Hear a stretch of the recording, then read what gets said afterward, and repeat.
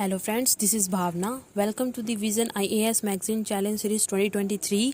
आज हम इसमें सिक्योरिटी सेक्शन का next topic that is money laundering करेंगे। ठीक है ना। इसमें सबसे पहले हम देखेंगे कि ये न्यूज़ में क्यों है और जो हमारे पास मनी लॉन्ड्रिंग रूल 2005 थे उनमें थोड़ी अमेंडमेंट की गई है, क्या क्या चेंजेस हुए हैं वो देखेंगे। उसके बाद देखेंगे कि मनी लॉन्ड्रिंग होता क्या है। ठीक है ना। उसके बाद जो है कि क्या क्या चैलेंजेस आ रहे हैं मनी लॉन्ड्रिंग को रोकने के लिए। ठीक है ना। उसके बाद इंडिया में कौन कौन से स्टेप लिए जा रहे हैं इससे रिलेटेड। ठीक है। उसके बाद वे फॉरवर्ड देखेंगे। ठीक है। चलो फिर स्टार्ट करते हैं कि ये रिसेंटली न्यूज़ में क्यों है मनी लॉन्ड्रिंग। जो हमारी मिनिस्ट्री ऑफ फाइनेंस है उन्होंने जो है अमेंडमेंट करने का निर्णय किया है। किस चीज़ में अमेंडमेंट करनी है? अमेंडमेंट होगी यहाँ पे prevention of money laundering rule 2005। मतलब कि जो 2005 में मनी लॉन्ड्रिंग से रिलेटेड रूल्स आए थे उनमें जो है अमेंडमेंट की जानी है। ओके। अब देखते हैं क्या क्या चेंजेस किए गए हैं 2023 में इन रूल्स में। ठीक है ना। 2005 के रूल्स में क्या क्या चेंजेस किए गए हैं। ठीक है। सबसे पहला चेंज हुआ है Titan the definition of beneficial ownership. जो बेनिफिशियल ओनरशिप की डेफिनेशन है उसमें चेंज हुआ है थोड़ा। ठीक है ना। देखते हैं क्या चेंज हुआ है। सबसे पहले आपको समझना होगा कि ये बेनिफिशियल ओनर्स होते कौन हैं। ठीक है ना। देखिए, मान लो एक बैंक है। ठीक है ना।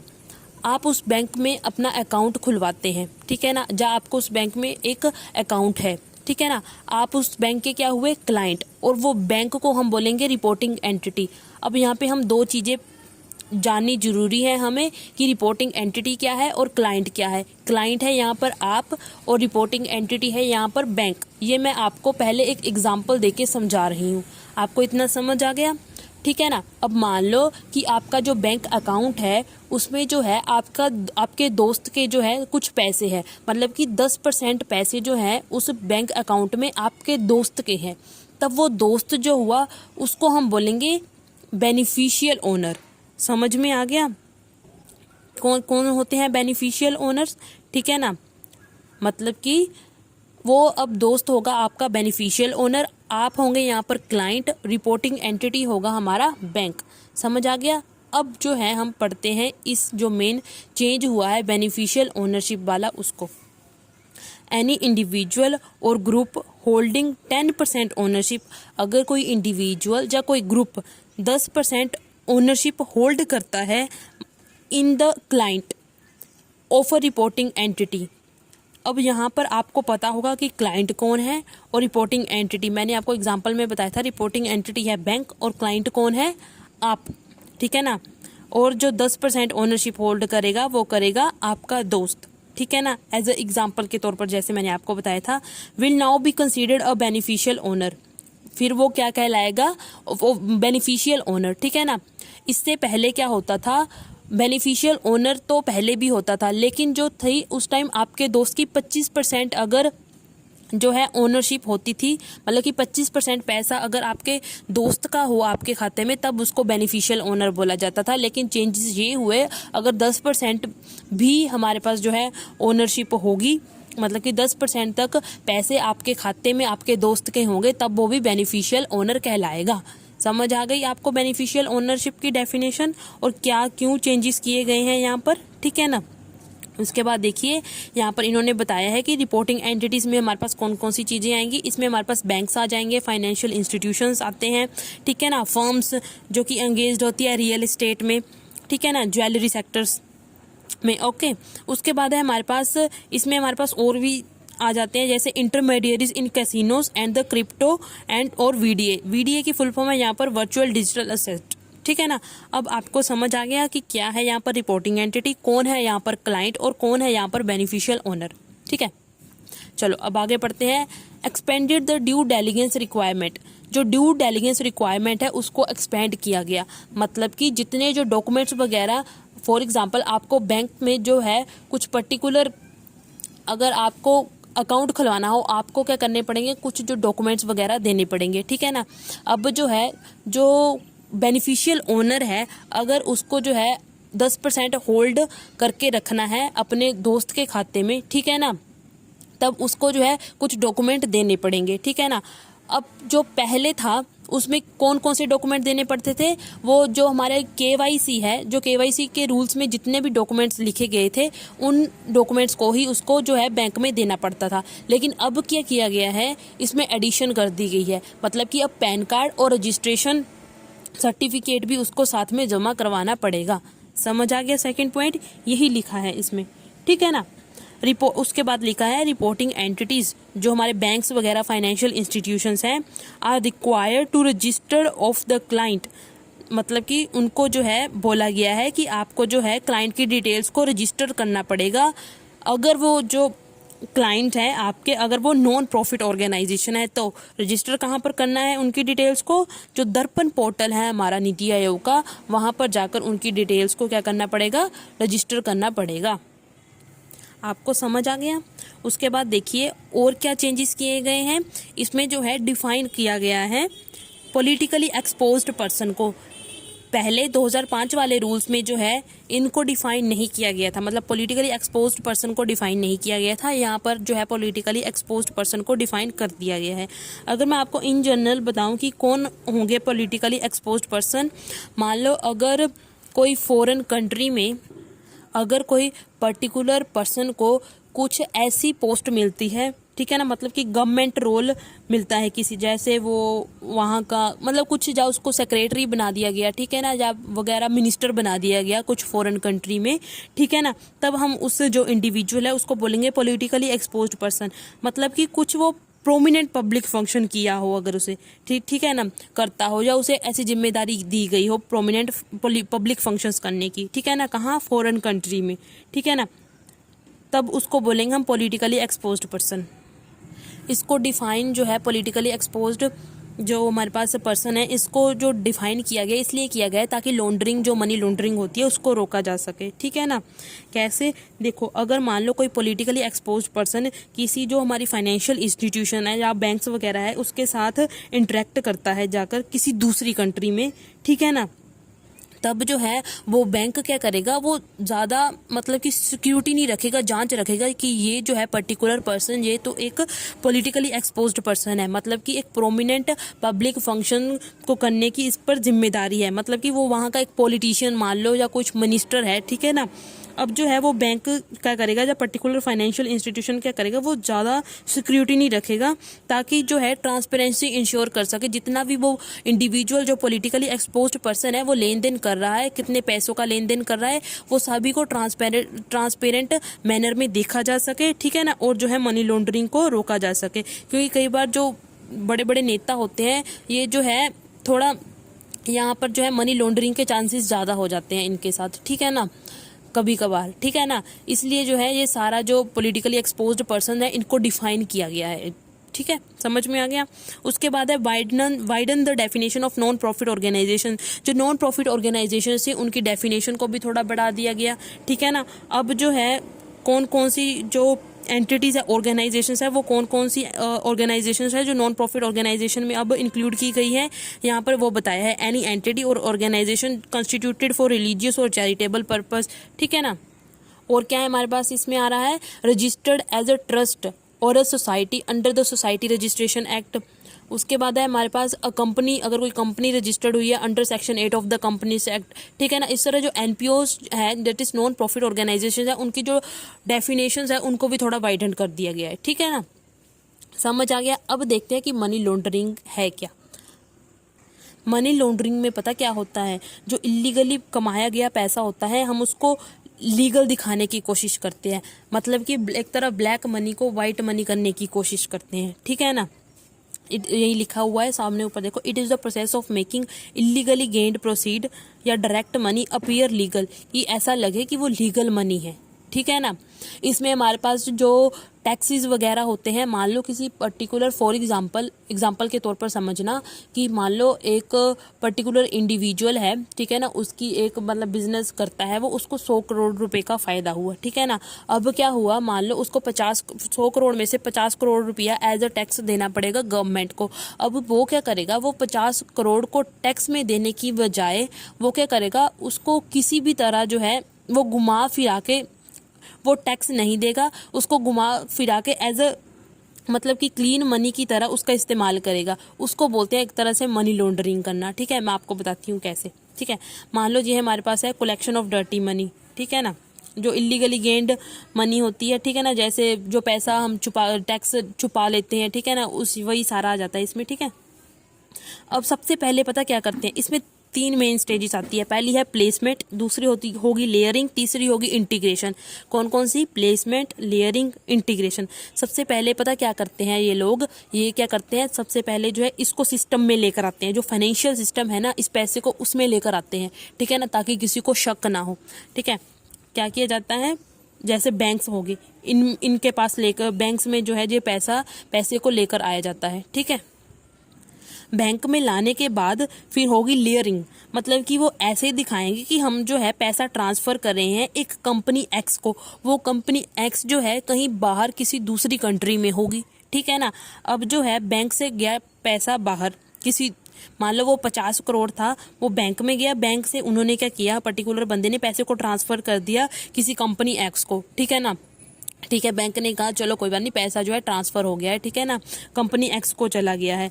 अब जो कंपनीज होती है ना, ये सिर्फ पेपर में ही होती है कंपनीज की। ठीक है, वहाँ पर एक कंपनी लगी हुई है, ये एज इट इज़ में आपको एक कमरे के अंदर ही वो कंपनी बना देते हैं, बस कि कागजों में ही होता है कंपनी है। वैसे होती वो एक तरह से फॉल्स कंपनी है, मतलब कि उसमें प्रोडक्शन वगैरह नहीं होती, बस दिखाने के लिए ही होता है कि वो कंपनी है, कि एक कंपनी चल रही है। ठीक है ना, वो भी कागजों में, हमारे डॉक्यूमेंट्स में। ठीक है, अब ट्रांसफ़र कर दिया बैंक अकाउंट में, कंपनी एक्स के बैंक अकाउंट में उस पैसे को ट्रांसफ़र कर दिया। अब क्या होगा, जो ये कंपनी है उसी जो है 50 करोड़ मान लो जो है, उसको ऑफशोर बैंक, वहाँ का कोई बैंक होगा, यहाँ पर वो दूसरे देश में वो बैंक है जो, ठीक है, ये कंपनी भी दूसरे देश में है। ठीक है ना, अब वहाँ का जो बैंक होगा वहाँ पर जाके जमा करवा देगी। अब जो दूसरे देश में ये कंपनी पता कहाँ खुली होती है, वो देश होते हैं जो कि टैक्स हेवन होते हैं। ठीक है ना, मतलब कि वहाँ पर जो है ज़्यादा टैक्स नहीं लगाया जाता। ठीक है ना, मतलब कि उनको थोड़ा ही टैक्स देना पड़ेगा। अगर ये कंपनी जो है इस बैंक अकाउंट में मान लो 50 करोड़ रुपया रख भी रही है, तो उसको थोड़ा ही टैक्स भरना पड़ेगा। फिर क्या करेगी, एक और कंपनी आएगी, ये भी वही फॉल्स कंपनी कागजों वाली, वाई कंपनी क्या करेगी, ऑफशोर बैंक से लोन ले लेगी। ठीक है ना, मान लो इसने 40 करोड़ का लोन ले लिया, 40 करोड़ का लोन लिया, फिर जो है कुछ ऐसा फॉल्स डॉक्यूमेंट बनाएगी जो कंपनी वाई है कि मैंने जो है कंपनी एक्स को जो है वो पेमेंट कर दी। ठीक है, अब क्या हुआ, यहाँ पे गोलमोल हो गया पैसे का। ठीक है, अब जो है हो गया गोलमोल। अब जो है फिर क्या होगा, जो पैसा अब आएगा इस एक्स कंपनी के पास होगा था उसी इंडिविजुअल का जो जहाँ से बेच रहा है। ठीक है ना, अब क्या होगा, वो इससे कुछ अपना असेट खरीद लेगा, लग्जरी असेट खरीद लेगा। मतलब देखो, उसने 50 करोड़ रुपया बंदे ने बचाया, कहाँ से, वो टैक्स नहीं दिया, उसने 50 करोड़ रुपया बचाया, बचाकर पहले उसने बैंक के जरिए किसी कंपनी एक्स में दिया, एक्स के बाद उसने किसी पर्टिकुलर उसमें जमा करवाया। ठीक है ना, उसके बाद एक कंपनी के द्वारा लोन लिया गया। ठीक है ना, मतलब कि घुमा फिरा के उसको 50 का अगर 40 भी मिल रहा है तो भी उसके लिए काफ़ी है, क्योंकि अगर वो मान लो टैक्स में दे देता तो 50 करोड़ का 50 करोड़ चला जाना था, लेकिन अब अगर उसे 40 करोड़ भी मिल रहा है तो उसमें उसका क्या घट रहा है, कुछ घट रहा है। ठीक है ना, इसलिए यहाँ पे 3 प्रोसेस हुई, यहाँ पे प्लेसमेंट हुई, लेयरिंग हुई और इंटीग्रेशन हुई। ठीक है ना, यहाँ पर जो है लेयरिंग में होती है सारी घोलमोल। ठीक है ना, इस यहाँ पर पता नहीं चलता कि पैसा आया कहाँ से गया। ठीक है ना, सोर्स नहीं पता चलता, इसलिए जो लेयरिंग बोलते हैं इसको। यहाँ से जो है पैसा गोलमोल हो जाता है, फिर इस लेयरिंग में आके जो है सोर्स नहीं पता चलता कि एक्चुअल में पैसा आया कहाँ से था। समझ में आ गया। अब जो है, अब एक्स के पास तो कंपनी एक्स के पास तो जो है वाई ने तो लोन लिया और नकली डॉक्यूमेंट बोल दिया कि मैंने एक्स को पैसा दे दिया। पर्टिकुलरली ऐसे तो वो पैसा मेनली वो जाता किसके पास है, वही जो बंदा होता है। अब वो क्लीन मनी बन के जाएगा इस बंदे के पास। ठीक है ना, अब वो इससे क्या करेगा, सामान वगैरह खरीद लेगा। इसे ही बोलते हैं मनी लॉन्ड्रिंग। समझ में आया। अब जो है हम मनी लॉन्ड्रिंग को कर्ब क्यों नहीं कर पा रहे हैं, इससे रिलेटेड क्या क्या चैलेंजेस आ रहे हैं वो देखते हैं। पहला चैलेंजेस है वीक इन्फोर्समेंट मैकेनिज्म। ओके, देखिए क्या लिखा है। According to the data since 2005 when PMLA came into force the ED has registered 5000 cases. ठीक है ना। However prosecution complaint have been filed in only 19% cases, मतलब कि जो मुकदमे वगैरह चले सिर्फ 19% केसेस में ही चले हैं। टोटल जो रजिस्टर्ड केसेस हैं वो थे 5000, उसमें सिर्फ 19% जो केसेस है उससे रिलेटेड ही प्रोसिक्यूशन वगैरह चल रही है, ठीक है ना, सिर्फ 19%। Also, only 62% of all the attached asset have still confirmed by the adjudicating authority, with the rest still pending adjudication। मतलब कि जो हमें सामान मिला है, टोटल जो असेट जब्त किए गए हैं, ठीक है ना, जो हमारी पर्टिकुलर एजेंसी है उसके द्वारा, ठीक है ना, उसमें से सिर्फ 62% जो है उनको ही क्या मिला है, उनको कंफर्मेशन मिली है अभी तक एडजुडिकेटिंग अथॉरिटी से, और जो बाकी जो है पेंडिंग पड़े हुए हैं। Lack of necessary political will, मतलब कि पॉलिटिकल बिल भी जहाँ पर लैकिंग करती है। किसी टाइम जो है पॉलिटिशियंस खुद इन्वॉल्व होते हैं इन सभी कामों में, इसलिए जो है वो ज़्यादा जो है इससे मतलब अपने आप को जो है इस पूरी प्रोसेस में इन्वॉल्व नहीं करते, ठीक है ना, मतलब कि पॉलिटिकल विल में यहाँ पर लैक करते हैं, क्योंकि पॉलिटिशियंस कई बार खुद इन्वॉल्व होते हैं इन सारी चीज़ों में, ठीक है ना। Ineffective of KYC norms, KYC norms become less effective because of indifference shown by the implementing authority. देखो भाई, अब जो KYC नॉर्म्स है उनको इम्प्लीमेंट करने की जिम्मेदारी तो इम्प्लीमेंटिंग अथॉरिटी की ही है, ठीक है ना। अब वो अच्छे से अगर KYC रूल्स को इम्प्लीमेंट नहीं करेगी तो फिर कैसे हम मनी लॉन्ड्रिंग को कर पाएंगे, ठीक है ना। पॉलिटिशियंस भी हमारा साथ नहीं, थोड़ा कम दे रहे हैं, ठीक है। KYC नॉर्म्स को नहीं फॉलो कर रही जो हमारी इम्प्लीमेंटिंग अथॉरिटीज़ है, अगर रूल्स को नहीं फॉलो करेंगे तो कैसे मनी लॉन्ड्रिंग को हम कर्व करेंगे, ठीक है ना। उसके बाद मैकेनिज्म सही नहीं है, ठीक है ना, प्रोसिक्यूशन नहीं हो रही, जितने केसेस फाइल मतलब कितने केसेस रजिस्टर हो रहे हैं सभी पर काम नहीं हो रहा है, ठीक है ना।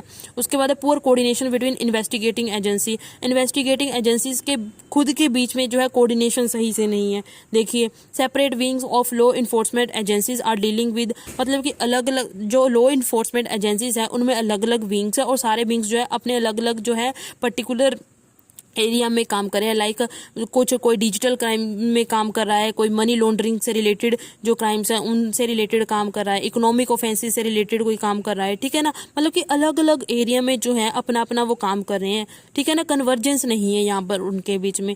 उसके बाद है, ये भी एक चैलेंज है, ग्रोथ ऑफ टेक्नोलॉजी। जो टेक्नोलॉजी है वो भी ग्रो कर रही है, लेकिन टेक्नोलॉजी तो ग्रो करेगी, ठीक है ना, हम उसके साथ जो है अपनी इन्फोर्समेंट कैपेबिलिटीज को मैच नहीं कर पा रही हैं, ठीक है ना। The pace at which the technology is growing is not match up with the enforcement capabilities. Okay, उसके बाद है हमारे पास क्या क्या इनिशिएटिव्स लिए जा सकते हैं ताकि हम मनी लॉन्ड्रिंग को कर्व किया जा सके। सबसे पहले स्टैट्यूटरी फ्रेमवर्क, हमें जो है कुछ रूल्स रेगुलेशंस लेकर आनी पड़ेगी। Prevention of money laundering act 2002 and its accompanying rules serve as the primary legal framework for the prosecution of money laundering in India, ठीक है ना। मैं आपको समझाती हूँ। अभी हमारे पास जो इंडिया में इनिशिएटिव्स लिए गए हैं वो है, हमारे पास जो है PMLA रूल है, ठीक है ना, PMLA एक्ट आया था और इसके साथ जो है रूल्स आए थे, ठीक है ना, जो कि एक प्राइमरी लीगल फ्रेमवर्क है मनी लॉन्ड्रिंग से रिलेटेड, ठीक है। और क्या हमारे पास इंडिया में किया गया है, उसके बाद yes, this act enable authority to confiscate the property earn from illegal gain proceed, मतलब कि जो अथॉरिटीज है वो कन्फिस्केट मतलब जब्त कर सकती है प्रॉपर्टीज अगर वो इलीगली जो है प्रॉपर्टी को लिया गया हो, ठीक है ना। उसके बाद और क्या इनिशिएटिव्स लिए गए हैं इंडिया में, इंस्टीट्यूशनल फ्रेमवर्क कि हमारे पास हमारे इंडिया में इंस्टीट्यूशंस हैं, लाइक इन्फोर्समेंट डायरेक्टोरेट है, हमारे पास फाइनेंशियल इंटेलिजेंस यूनिट इंडिया, ठीक है ना, FIUIND ये है हमारे पास, ठीक है ना। अब देखिए ED क्या काम करती है, ED is the principal legal entity, वही इन्फोर्समेंट डायरेक्टोरेट ये क्या है, एक प्रिंसिपल लीगल एंटिटी है in charge of looking into and prosecuting money laundering offence, मतलब मनी लॉन्ड्रिंग के ऑफेंस से रिलेटेड सारे काम करती है, मतलब प्रोसिक्यूशन वगैरह यही करती है, ठीक है ना। और जो हमारे पास दूसरी कौन सी है, FIUIND, that is the financial intelligence unit India is a primary national body in charge of collecting, processing, assessing, disseminating data about suspicious financial transaction। ये क्या काम करती है, ये डाटा कलेक्ट करती है, मतलब डाटा को पहुंचाती है किसके पास, law enforcement authorities like directorate enforcement, इनके पास पहुंचाती है। अगर उससे कुछ ऐसी सस्पिशियस फाइनेंशियल ट्रांजैक्शन, अगर उसे लगे कि ये ट्रांजैक्शन थोड़ी संदेहजनक है तो उससे रिलेटेड डाटा इकट्ठा करती है, उसको असेस करती है, फिर उसको जो है इन्फोर्समेंट अथॉरिटीज के पास पहुंचाती है। समझ में आया। एम्पावर्ड रेगुलेटर्स, हमारे पास रेगुलेटर्स है लाइक आरबीआई है, हमारे पास सेबी है, ठीक है ना, IRDAI that is insurance regulatory and development authority of India, ये सारे जो हैं empowered to handle matters relating to money laundering, मतलब कि इनके पास इतनी पावर दी गई है कि वो जो है मनी लॉन्ड्रिंग से रिलेटेड मैटर को हैंडल कर सके, ठीक है ना। और भी हमारे पास बहुत सारे इंस्टीट्यूशंस है लाइक सीबीआई है, हमारे पास इनकम टैक्स डिपार्टमेंट है, रजिस्ट्रार ऑफ कंपनीज। इस तरह हमारे पास जो बहुत से इनिशिएटिव्स लिए गए हैं ताकि मनी लॉन्ड्रिंग को कर्व किया जा सके। ग्लोबल भी हमारे पास इनिशिएटिव्स है, ग्लोबल लेवल पर अगर हम देखें कौन कौन से इनिशिएटिव्स लिए गए हैं, सबसे इंपॉर्टेंट इनिशिएटिव है FATF financial action task force वाला, ठीक है ना।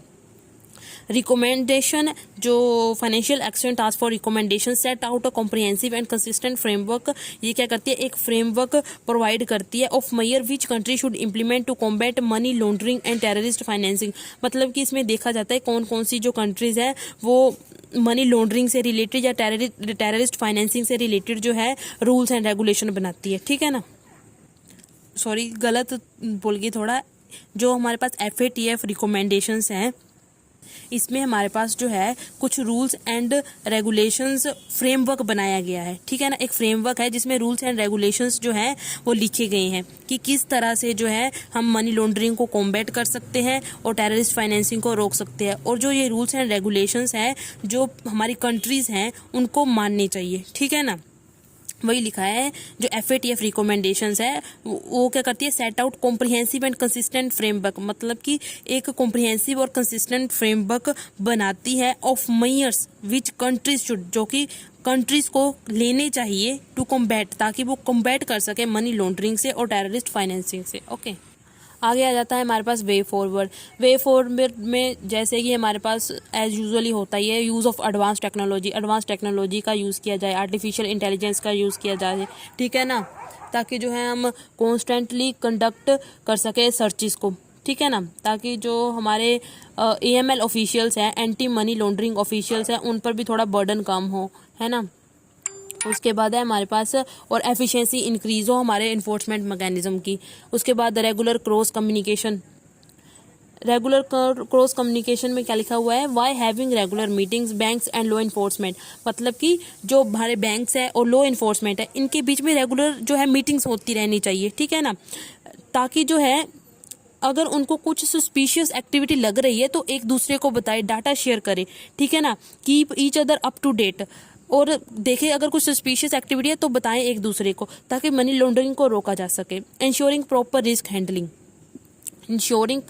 Handling means to say financial institution should establish clear methods to ensure, clear channel जहाँ पे मतलब clear methods to ensure that an identified risk is appropriately handled by staff with necessary expertise, means to say that अगर हम जो है कुछ risk identify करते हैं, हमें लगता है कि यहाँ पर कुछ मनी लॉन्ड्रिंग से रिलेटेड जो है या टेररिस्ट एक्टिविटीज़ कुछ हो रही है, तो क्लियर मेथड बनाया जाए ताकि जो स्टाफ है विद स्टाफ है उस स्टाफ में कुछ एक्सपर्टीज भी रखे जाएं, ठीक है ना, ताकि जो इजीली हैंडल कर पाए ऐसी सिचुएशंस को, ठीक है ना, अगर आपको उनको कुछ सस्पिशियस एक्टिविटीज लग रही है। वही लिखा है financial institution should establish clear method to ensure that any identified risk is appropriately handle होवे बाय स्टाफ के द्वारा विद नेसेसरी एक्सपर्टीज।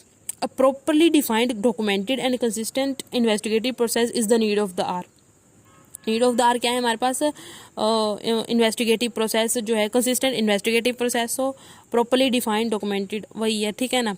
उसके बाद है इन्हांसिंग इंटरनेशनल कोऑर्डिनेशन, मतलब कि हमें इंटरनेशनल भी जो है अलग अलग कंट्रीज को साथ में आना पड़ेगा, कोऑर्डिनेट करना पड़ेगा, तभी जो है हम इस जो मनी लॉन्ड्रिंग वाली समस्या है इसको समाधान कर पाएंगे, ठीक है। लाइक जो हमारे पास टैक्स हेवन कंट्रीज हैं वो जो है हमें सोर्स नहीं बताती कि कहाँ से जो है पैसा आया है, ठीक है, तो मतलब कि इनके कुछ रूल्स जो होते हैं अलग अलग कंट्रीज के वो थोड़ा जो है मनी लॉन्ड्रिंग वाले केसेस को फिर जो है फर्दर उनको आगे मतलब कि कौन जो मेन क्रिमिनल है, जो क्राइम किस तरह से हो रहा है, कौन जो मेन कहाँ से मेन सोर्स से पैसा ट्रांसफर हो रहा है वो नहीं पता चलता हमें, ठीक है ना। इसलिए जो है इंटरनेशनली भी कोऑर्डिनेशन चाहिए, अलग अलग कंट्रीज को है कुछ इस तरह के रूल्स बनाने चाहिए ताकि मनी लॉन्ड्रिंग को कब किया जा सके, ठीक है ना। That's all for today, thank you, मिलते हैं अपने नेक्स्ट वीडियो में, तब तक के लिए बने रहे, लाइक सब्सक्राइब एंड शेयर।